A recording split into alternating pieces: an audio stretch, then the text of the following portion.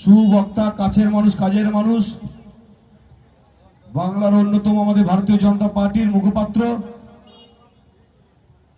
কাসেম আলী, কাসেম দাকে বলবো ওনার মূল্যবান বক্তব্য রাখার জন্য।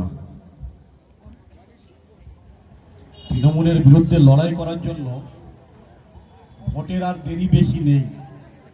আগামীকাল রাবণ বধ হবে।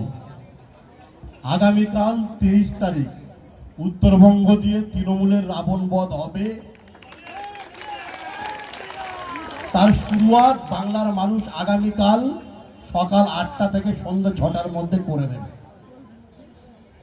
পীযূষ কানোরিয়ার সমর্থনে এই জগৎপুরের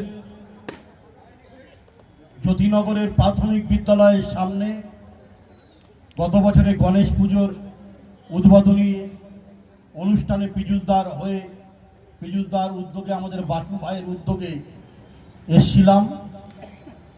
অগণিত মায়েরা, বোনেরা আজকে উপস্থিত আছেন।